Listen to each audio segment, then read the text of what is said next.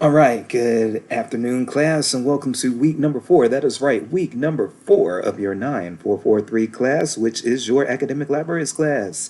As always, I am your professor, Dr. Jace K. Austin, and in today's check-in video for week 4, we will be, first of all, of course, going through a very quick state of the course because things are going fine so far. And then we are going to talk a little bit about fines. I'm going to talk a little bit about fines. I'm going to pretty much just opine on this. And then I'm going to let you all get back to work. So without any further ado, let's go ahead and first of all, let's get into that state of the course. So in this week, what you will have is Unit 4, which is governance. And one thing that I want you all to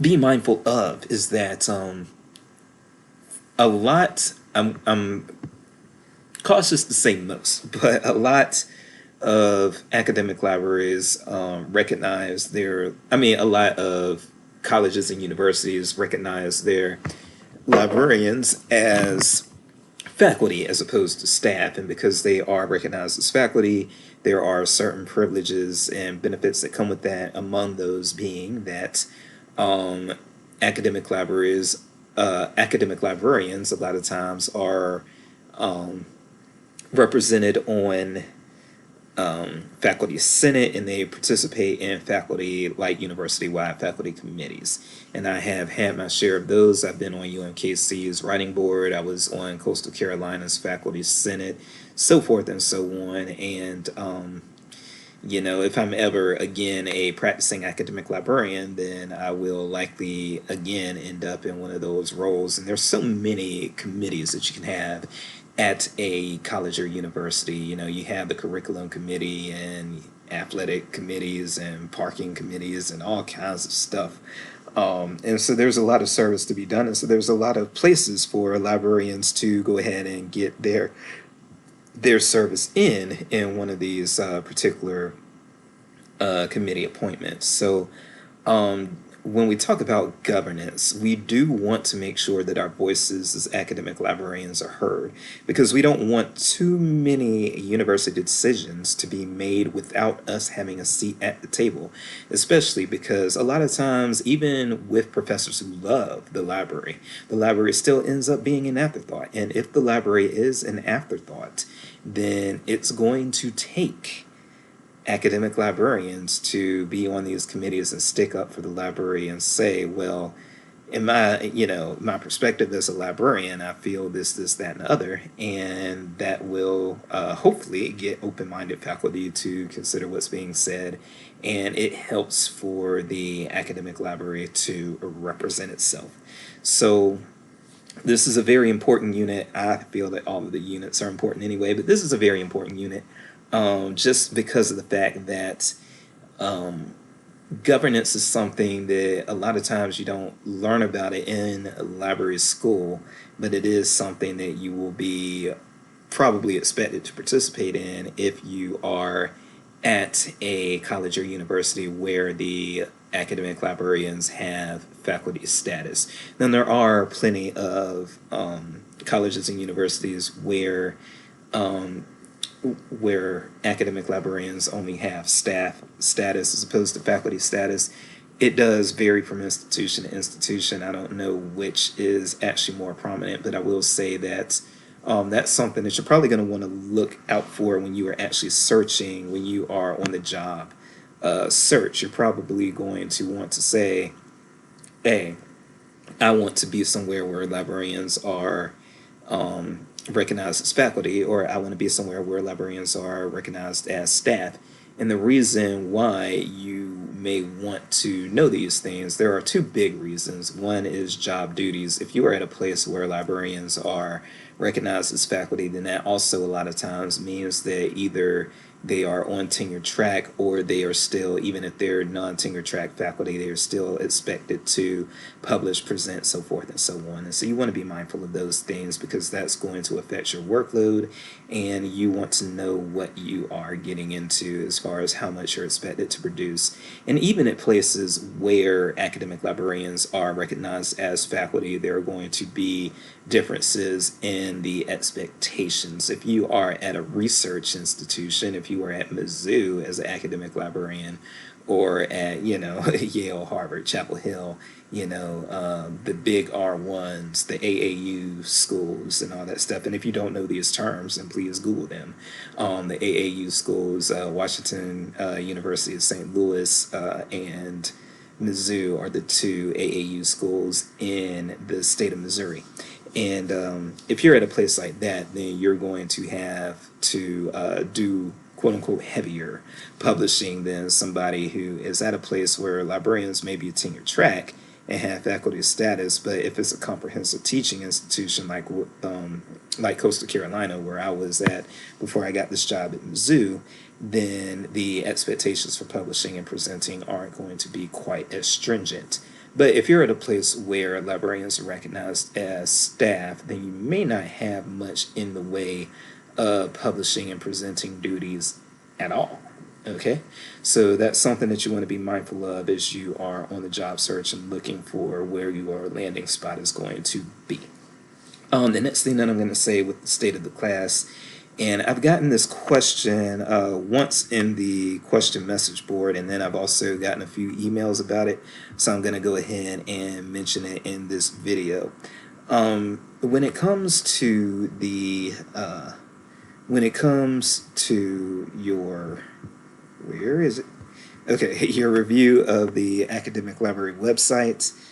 First of all, the two entries that I have as of now, and it's September the 14th, the two entries that I have right now by Tamara and by Kaylee are great. So, if you want to follow their examples, by all means, I'm giving you the green light right now and saying that they did a great job. So if you kind of piggyback on what they're doing and use what they've done as an example, then you're going to be perfectly fine.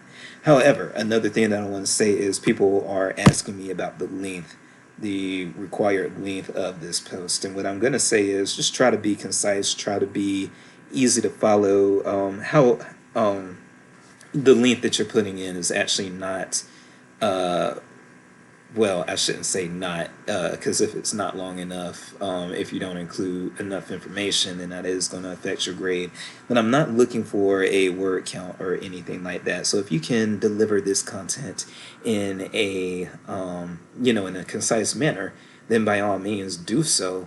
Because what I want, and the reason why I made this a discussion board assignment is because I want your classmates to be able to read what you've submitted, what you've done. And so that your classmates can get a good idea of, what's the difference between a good academic library website and a bad one. So by all means, if your classmates are able to review what you have written and you're able to review what they've written and so forth, then that is going to, kind of get their brain meats going and, jogging their thoughts and everything. And that's going to lead to, hopefully, at least, is going to lead to, just having a more robust understanding of how to design a great academic library website and how to present an academic library website in a way that's user-friendly, that's got great information architecture and so forth and so on. So I'm not being picky about any sort of length when it comes to this, except to say two main things. Just try to make it not too long to the point where your classmates aren't going to want to read what you wrote, but then also don't make it so short that you don't include all of the information to give your classmates something that's worthwhile to read. All right, so now that we've said all of that, we are going to talk a little bit about fines. And so when it comes to fines, a lot of you have probably worked at or attended schools that had academic libraries that did charge fines. There is kind of a social justice movement right now where libraries, public and academic libraries, are reconsidering fines. Most of the research about this that I've encountered has dealt with the public libraries as opposed to the academic libraries, but there has been a little bit about fines when it comes to the academic libraries, fines for overdue materials specifically. Now, when it comes to replacement materials, as far as replacing something that was lost, yeah, I think pretty much all libraries these days are still trying to, charge, those who lose materials and that sort of thing and can't bring them back. But when it comes to overdue fines and that sort of thing, there are libraries that are abandoning them. And in fact, this page is good because it tells you, and by the way, if you want to find this yourself, then that is a URL right there. But when it comes to eliminating fines, as you can see, there are libraries that have done it. And these are libraries that people are familiar with. The College of William and Mary, Brigham Young, New York University, Eastern Kentucky, Texas A&M. They're not the only ones. These are just ones that are offered as examples. But when we talk about library fines, one of the things that, for books at least, one of the things that's being heavily discussed is the fact that they have limited to no effectiveness in making sure that materials get back. In fact, there are some academic, not specifically academic libraries, there are some libraries that say that the fines are actually counterproductive in trying to get these materials back, because what people end up doing is, because they can't afford the fines, they just go ahead and keep the materials that they had, and then they go AWOL, and that is not what we want. We want those materials back more than anything else. So if you get the materials back, but you get them back late, in an environment where there are not fines being charged, then that might make people more comfortable as far as bringing their materials back. And then from there, after they've brought them back, if there are no fines, then they can go ahead and pick up with their borrowing privileges again, almost as if nothing happened. And so, again, we're talking about academic libraries here. So this was a very good thing to have included here. This are fines effective comments from library staff, and I believe these are all academic library staff. So comments from the library staff are fines effective. I'm going to read these out hopefully very quickly here. Often patrons just keep items until they're finished with them anyway. Seems like fines are the most effective way to get a patron's attention. So as you can see, that is probably somebody who was pro fines.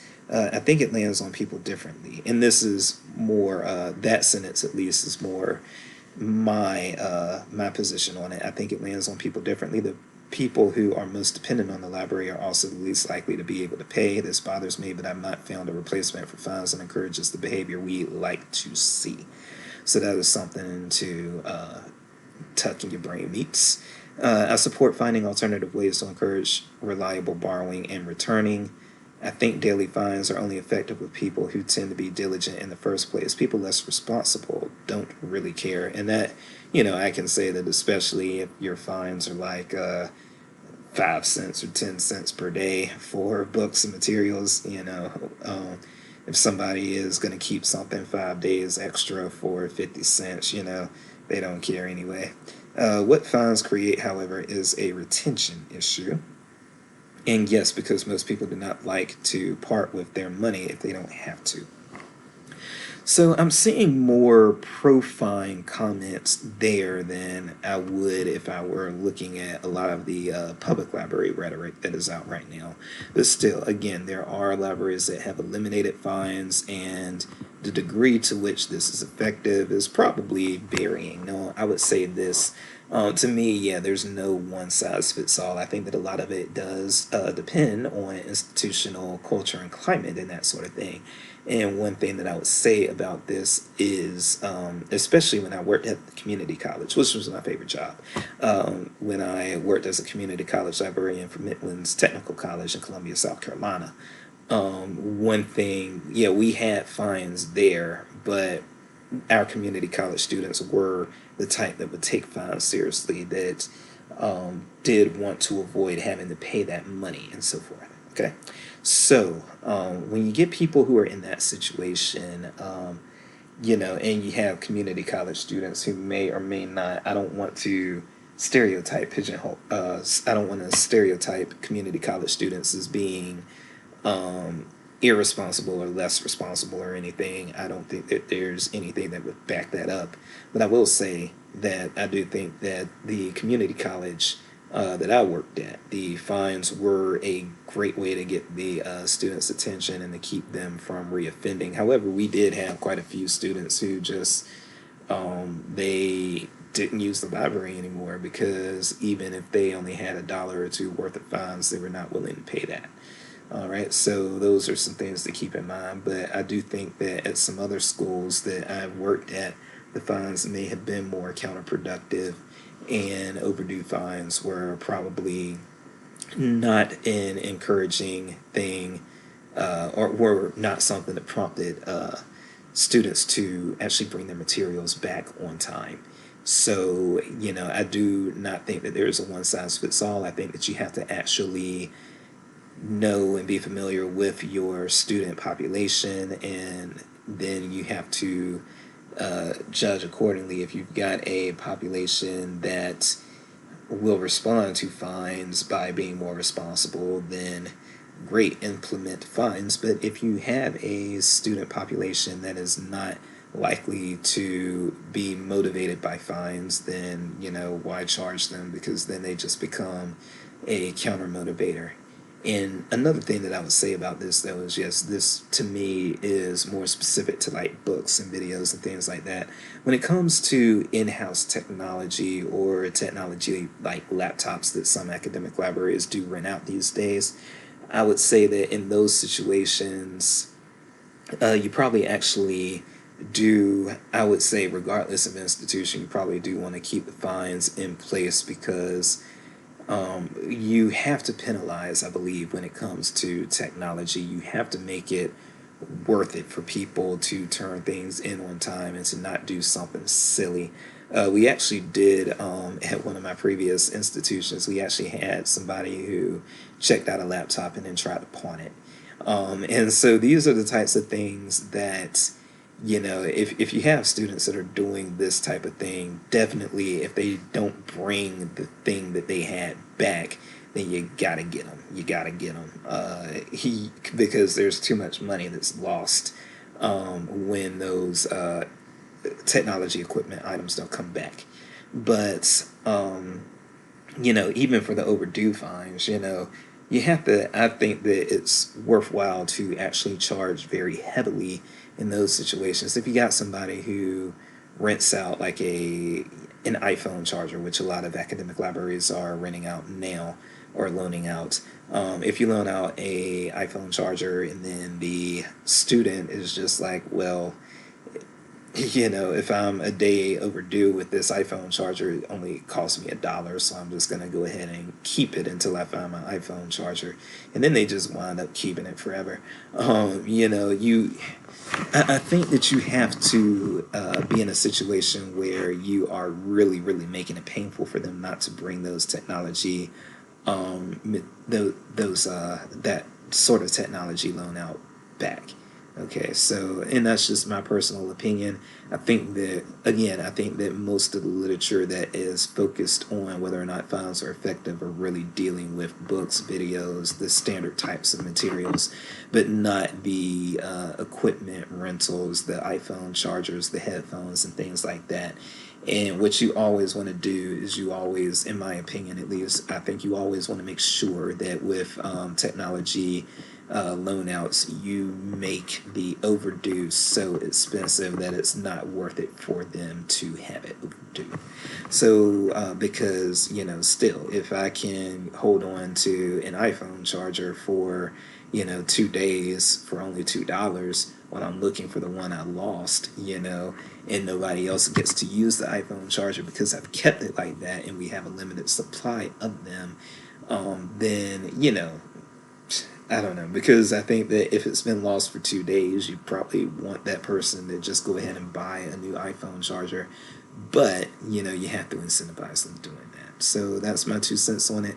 Um, and I would be interested to know your thoughts. So in the free for all section, if you want to just put something up about whether or not you support library fines, I am more than happy to look those over and see what y'all think. So with that said, we will keep this under 21 minutes. I am Dr. J's Peace and Grace, quarantine in place if you are not vaxxed, and please don't be excessively taxed. I don't know.